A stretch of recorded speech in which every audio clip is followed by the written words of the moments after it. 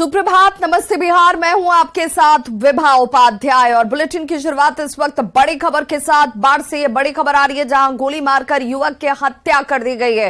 युवक की हत्या से सनसनी मच गई। कुणाल सिंह की हत्या की गई है। बेखौफ बदमाशों की तरफ से गोली मारी गई। परसावा के पास ये हत्या को अंजाम दिया गया है। एनटीपीसी थाना क्षेत्र की ये घटना और फिलहाल पुलिस अपनी तहकीकात में जुटी हुई है।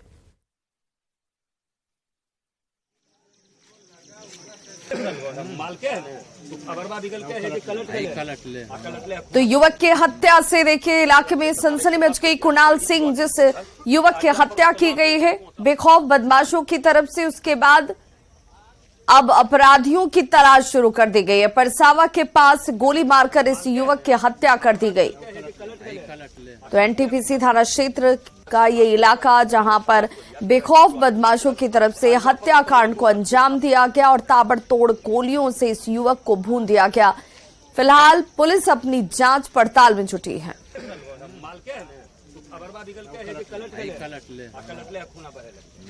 तो ये तस्वीरें परेशान करने वाली हैं कि अपराधियों के हौसले किस कदर बुलंद हो गए। दिन दहाड़े शरे शाम जब वो चाहे तब हत्याकांड को अंजाम दे रहे हैं और बेखौफ अपराधियों के सामने पुलिस की कार्यशैली दबती हुई नजर आती है, क्योंकि घटना के बाद रटा रटाया सा जवाब जरूर आता है पुलिस का। बाढ़ संवाददाता अनिरुद्ध हमारे साथ इस वक्त ज्यादा जानकारी के साथ जुड़ गया। अनिरुद्ध, क्या जानकारी मिल रही है? अपराधियों की गिरफ्तारी के लिए क्या प्रयास हो रहे हैं? जी दादू की एनटीपीसी थाना अंतर्गत परसावा गांव का ये घटना है जो बीती रात करीब 3 से 3:30 के आसपास, जैसा ग्रामीणों ने बताया कि गोली की फायरिंग की आवाज सुनी। कुणाल नामक युवक बताया जा रहा है जो अपने घर से बाहर किसी काम को लेकर निकला हुआ था और काफी देर तक घर नहीं लौटा। तो घर वालों को चिंता हुई, तो अहले सुबह जब उन्होंने तलाशना शुरू किया तो परसावा के ग्रामीण मुख्य सड़क पर उसका डेड बॉडी मिला और उसे गोली मारकर हत्या कर दी गई थी। एनटीपीसी पुलिस अभी मौके पर पहुंची है और पूरे मामले की तफ्तीश कर रही है। अनिरुद्ध, इस पूरी घटना के पीछे वजह साफ हो पाई है? जी अभी पुलिस अभी तत्काल पुलिस पहुंची है, उनके परिवारों से पूछताछ कर रही है। ग्रामीण ये बता रहे हैं कि बीती रात करीब 3 साढ़े 3 में फायरिंग की आवाज सुनी गई थी। तो ये अंदाजा लगाया जा रहा है, कयास लगाया कि ये घटना बीती रात 3 साढ़े 3 की है, लेकिन अभी पुलिस कुछ भी नहीं कह रही है। जी विभा, चलिए बहुत बहुत शुक्रिया अनिरुद्ध इस तमाम जानकारी के लिए। अगली खबर बाढ़ से ही, जहां पर एनटीपीसी थाना इलाके से ये खबर आ रही है और पुलिस की टीम पर यहां इस इलाके में हमला किया गया है। पुलिस वालों पर फायरिंग की गई है। घटना एनटीपीसी थाना इलाके के रैली गांव की है और ये कहा जा रहा है कि रैली गांव में दो पक्षों के बीच विवाद को सुलझाने के लिए पुलिस टीम पहुंची थी, लेकिन तभी बदमाशों ने पुलिस को ही अपना निशाना बनाना शुरू कर दिया और गोली ताबड़तोड़ शुरू कर दी गई चलाने। पुलिस ने यहां पर विवेक नाम के एक आरोपी को अरेस्ट किया है। एक देसी कट्टा और 5 जिंदा कारतूस इस शख्स के पास से बरामद हुए हैं। एक खोखा की भी बरामदगी की बात सामने आ रही है।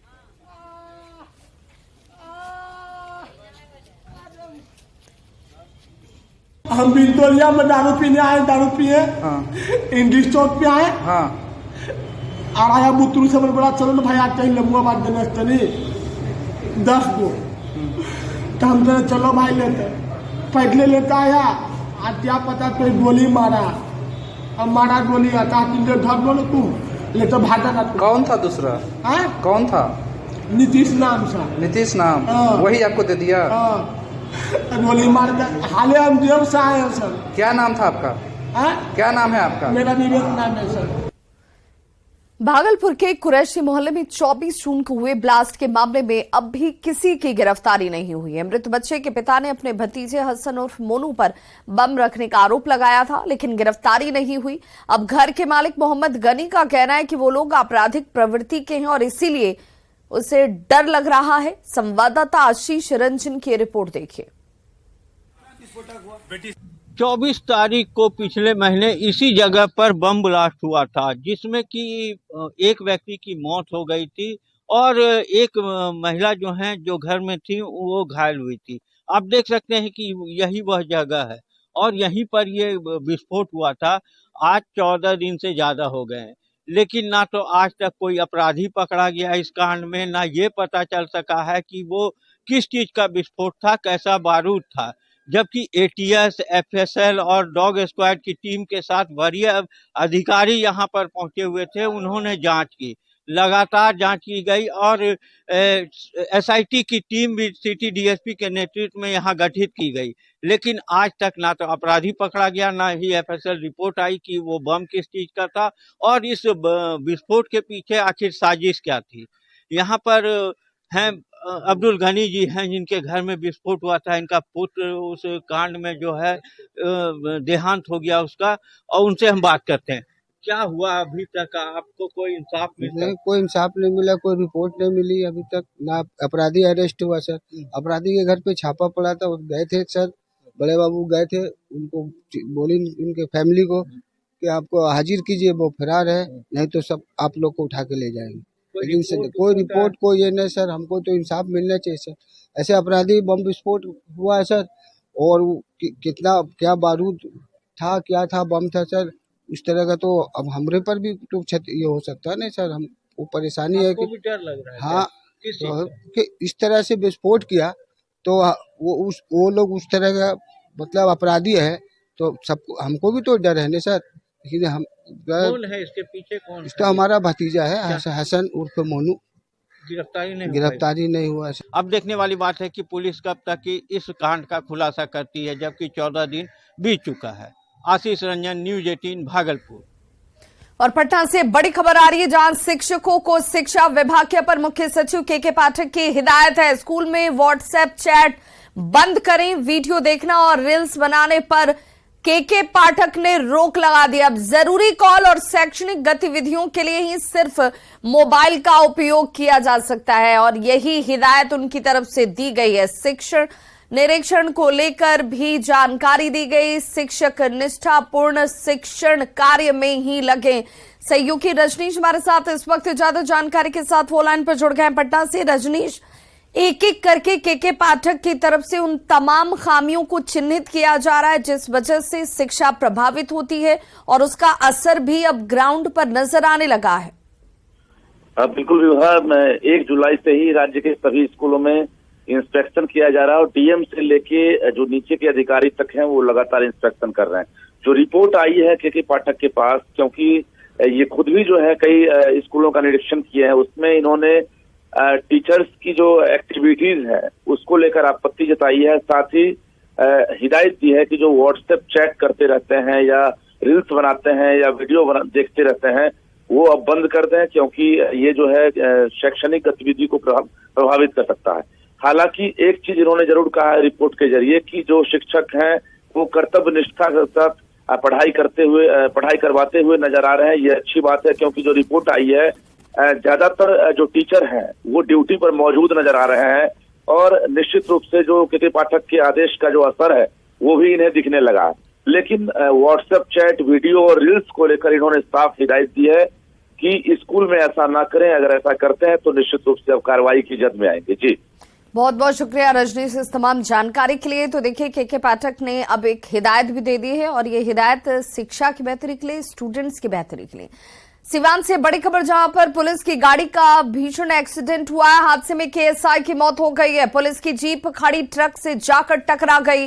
4 और पुलिस वाले घायल बताए जा रहे हैं। घायल पुलिसकर्मियों को पटना बेहतर इलाज के लिए रेफर कर दिया गया है। मैरवा थाना के मछरिया मोड़ की ये घटना, जहां पर खड़ी ट्रक में जाकर पुलिस की जीप ने टक्कर मार दी, जिसमें केएसआई की मौत हो चुकी है, जबकि 4 पुलिसकर्मी जख्मी बताए जा रहे हैं।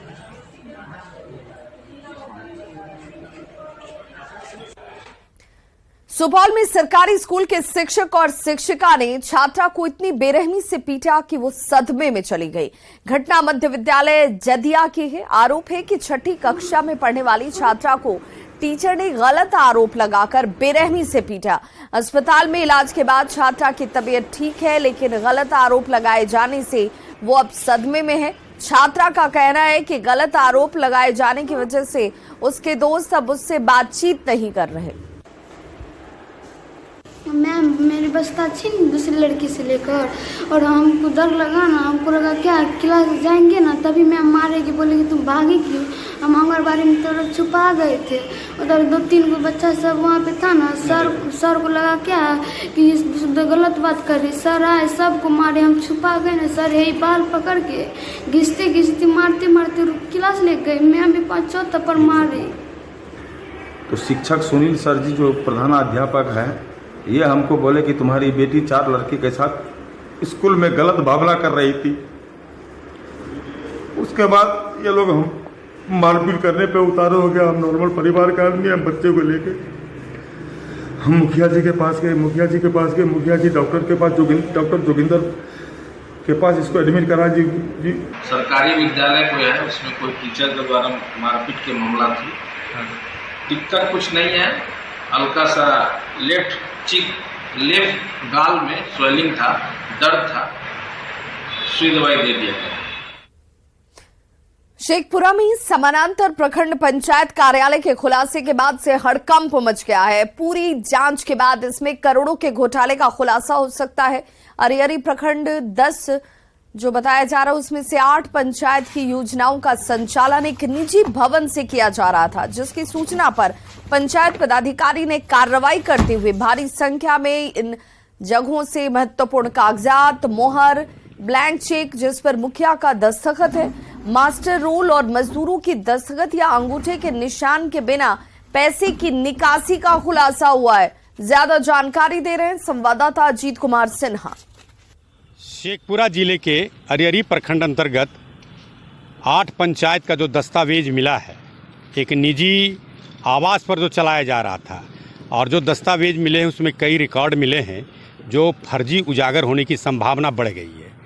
हालांकि डीएम ने संज्ञान लिया है, डीएम ने एक कमेटी जिला स्तर पर बना दी है। जांच रिपोर्ट आने के बाद ही कोई कार्रवाई की बात कही जा रही है। दूसरी तरफ जो पंचायती राज पदाधिकारी ये अरियरी के प्रभार में थे, उसे हटा दिया गया है। वहाँ का जो प्रशिक्षु प्रखंड विकास पदाधिकारी, उन्हें प्रभार दिया गया है। जिलाधिकारी महोदय के निर्देश में कार्रवाई की जा रही है ना। जांच टीम भी जिला स्तर पर गठन करने का जानकारी है, तो इसमें जो नियमानुसार होगा कार्रवाई किया जाएगा। सारी योजनाओं की अभी तक तो जितना हम देखे हैं उसमें तो सब फर्जी ही लग रहा है। कौन से प्रखंड के सब? ये अरियरी प्रखंड का मिला है 8 पंचायत का। क्या क्या मिला है इसमें? कई सारे पुराने अभिलेख हैं, कई सारे नए अभिलेख हैं, जिसमें 15वीं का, 6वीं का, 14वीं का, इसके अलावा कई सारा मोहर मिला है, और बहुत सारे कई वॉल्यूम जो है वो खाली वाउचर मिले हैं, कई वॉल्यूम जो है भरे हुए वाउचर मिले हैं जिस पर डेट नहीं है, सिर्फ रकम भरी हुई है। बहुत सारा एमबी मिला है और बहुत सारा अभिलेख ऐसा मिला है जिस पर योजना का नाम तो है, बाकी कुछ नहीं भरा हुआ है। तमाम बिंदुओं की जांच होनी चाहिए, ताकि अगर इसमें दोषी जो भी हों, अगर अधिकारी दोषी हों तो इस पर कार्रवाई होनी चाहिए, अथवा प्रखंड के मुखिया अगर दोषी हैं, पंचायत के मुखिया अगर दोषी हैं, तो उन पर कार्रवाई होनी चाहिए। कई कागजात देखने से निश्चित रूप से ये खुलासा हो जाएगा कि सरकार के करोड़ों रुपया की राशि का बंदरबाट हुआ है। अजीत कुमार सिन्हा, न्यूज़ 18, शेखपुरा। भागलपुर के सबसे बड़े सरकारी अस्पताल JLNMCH में खून के दलाल सक्रिय हैं, जो मजबूर और गरीब जरूरतमंद मरीजों को खून देने के नाम पर मोटी राशि जो है उनसे ऐंठ रहे हैं। पुलिस ने इस मामले में 3 युवकों को गिरफ्तार किया जो पैसे लेकर खून देने के धंधे में शामिल थे।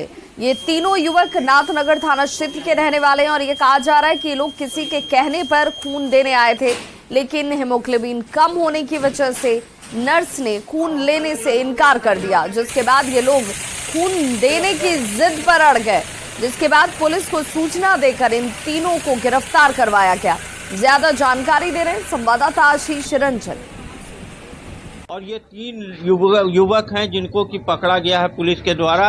ये तीनों जो है यहाँ पर ब्लड बेचने का काम काफी समय से कर रहे थे और पुलिस को लगातार इसकी सूचना मिल रही थी, और जो अस्पताल प्रशासन है उसके द्वारा भी पुलिस को इस पर निगरानी करने को लेकर कई बार कहा गया था। यहाँ पर जो पकड़ाए हम उनसे बात करते हैं। किसको ब्लड देने आए थे और कितने बार ब्लड? सर दोस्त की बहन दी, 2 बार दिए हैं सर। कितना पैसा मिला? एक बार हम फ्री में दिए, एक बार हमको 2500 दिया था, कौन दिया पैसा? कभी नहीं दिए, एक लड़का कार्तिक है वही। कहाँ का लड़का वो? इसको हम नहीं पहचानते सर, मेरा घर यहाँ नहीं है। कहाँ घर है? चंपा नगर है। क्या नाम हुआ? उसका हेमोग्लोबिन चेक करते हैं हम लोग, देख लेते हैं कि हेमोग्लोबिन लो है तो उसको हटा देते हैं कि भाई तुम जाओ, हेमोग्लोबिन तुम्हारा लो है। लेकिन जबरदस्ती कहता नहीं, हम लोग को लेना ही होगा। तो कितनों प्रेस करने के बाद भी यहाँ खड़ा रहेगा और जबरदस्ती कह लेने के लिए। तीनों लड़का जो आज था सर, आज तीनों लड़का जो था पहले से बैठा हुआ था और किसी दूसरे पेशेंट को देने के लिए आते हैं तो उसको भगाते भी हैं, लेकिन तो पर वहीं बैठे रहेगा। करता है हम लोग को। कौन करता है परेशान? दलाल सब जो आता है। खून का? जी। क्या करता है वो लोग? क्या कहता है मतलब? मानी परेशान किस रूप में करता है? अरे सर बार बार आता है, कोई 1 महीने पे आता है, कोई 2 महीने पे आता है। तो आते हमेशा आता है तो हम लोग पहचानते ही हैं उसको, उनका चेहरा देख के। और हम लोग बोलते भी हैं कि आप लोग तो पिछले महीना ही आए थे, तीन महीना भी नहीं पूरा हुआ है, फिर क्यों आ रहे हैं? तो फिर हम ही लोग को बोलता है कि आपको क्या है, हम लोग देने आए हैं, मेरा हीमोग्लोबिन ठीक है। CBC जांच करवा के आता है, वो लोग का तो हीमोग्लोबिन बढ़ा रहता है उसमें। भी खून दे चुका है और उसके लिए उसे 2500 रुपया मिले हैं। खून के सौदागरों पर लगातार जो है बरारी पुलिस की निगाह है और उसी के अंतर्गत आज इन 3 युवकों को पकड़ा गया है और इनसे अब पुलिस जो है पूछताछ कर रही है कि मुख्य सरगना इसका आखिर है कौन। आशीष रंजन, न्यूज 18 भागलपुर। मोतिहारी में 2 दिन में संदिग्ध स्थिति में 2 लोगों की मौत की घटना सामने आई है। मृतकों के घर वाले जहरीली शराब पीने से मौत की बात कह रहे हैं।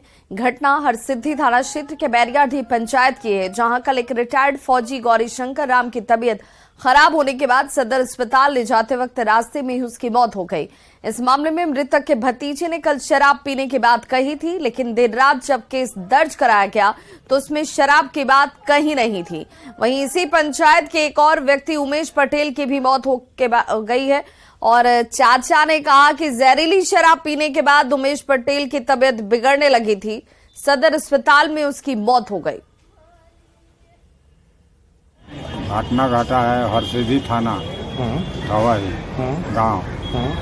दारू पी के रात सांझ के आगे कॉलेज नहीं खेल ऊपर से उल्टी लगल होकर वहाँ से लेकर यहाँ आयल गए, यहाँ डेट कर। कौन, क्या नाम था उनका? उमेश पटेल।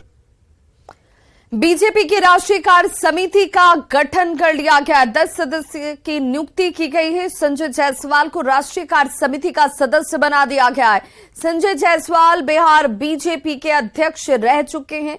दीपक प्रकाश को भी राष्ट्रीय कार्य समिति का सदस्य बनाया गया है। दीपक प्रकाश झारखंड के पूर्व प्रदेश अध्यक्ष रहे और ऐसे में अब 10 सदस्य की नियुक्ति कर दी गई है, जिसमें बीजेपी की राष्ट्रीय कार्य समिति के गठन के तौर पर इन नामों और चेहरों को आप देख रहे हैं। सियासी गलियारे से बड़ी खबर। चिराग ने फिर बड़ा दावा किया है। जेडीयू में टूट का बड़ा दावा चिराग पासवान की तरफ से। जेडीयू के सांसद टूटने वाले हैं। चिराग पासवान की तरफ से यह दावा किया जा रहा है। जेडीयू के एमएलए टूटने वाले हैं। जेडीयू नेता संख्या का इंतजार कर रहे हैं। दल बदल कानून अड़ंगा ना बन, और ऐसे में इस दल बदल कानून के अड़ंगे की वजह से ये तमाम जो सांसद हैं वो रुके हुए हैं। जेडीयू में टूट हालांकि तय है। चिराग पासवान की तरफ से ये दावा किया जाता हुआ। मुख्यमंत्री के जितने सांसद विधायक हैं, मैं नेताओं की तो बात छोड़ ही दीजिए, वो तो निकल ही रहे हैं, पर सांसद और विधायक क्या है, वो दल बदल कानून से बंधे होते हैं, तो उनके पास एक आंकड़ा होना जरूरी है निकलने के लिए।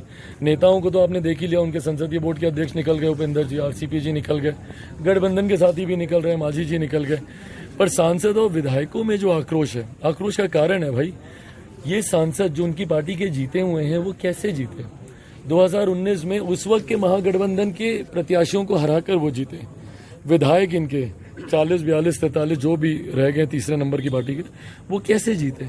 वो उस वक्त के महागठबंधन के प्रत्याशियों को हराकर जीते।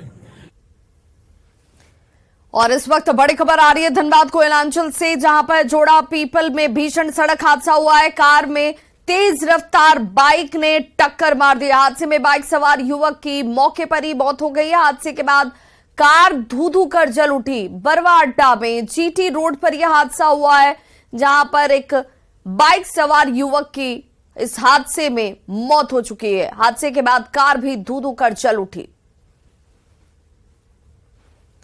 बिहार में शिक्षा विभाग के भीतर मंत्री और अफसर की तैनाती पर उठ रहा विवाद पूरी तरह से पॉलिटिकल कलर ले चुका है। अब तो तेज तर्रार अफसरों की नियुक्ति पर आरजेडी के एमएलसी सुनील सिंह ने सीधे मुख्यमंत्री नीतीश कुमार पर ही निशाना साधा है, तो पलटवार करते हुए जेडीयू ने सब्र टूटने तक की बात कह दी है।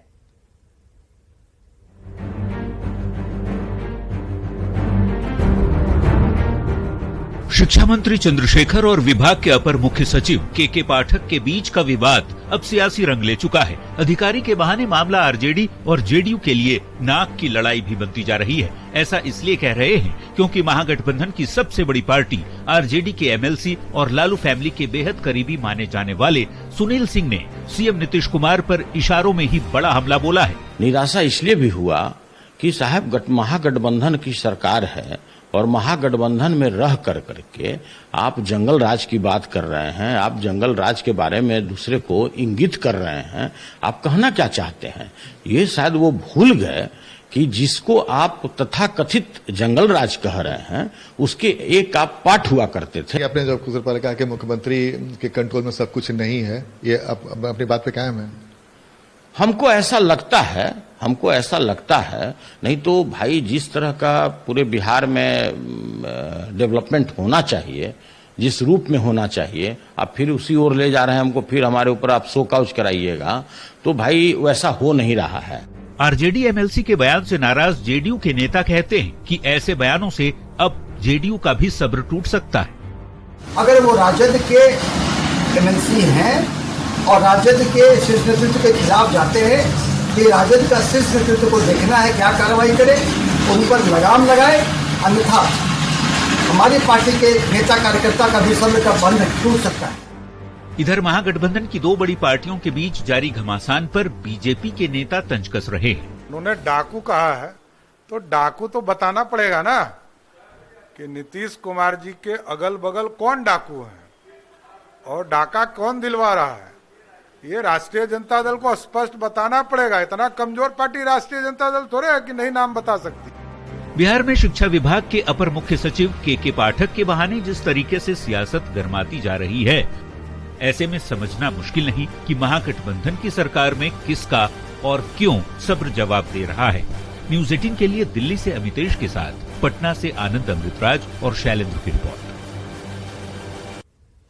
तो इस बुलेटिन में बस इतना ही। चलते चलते नजर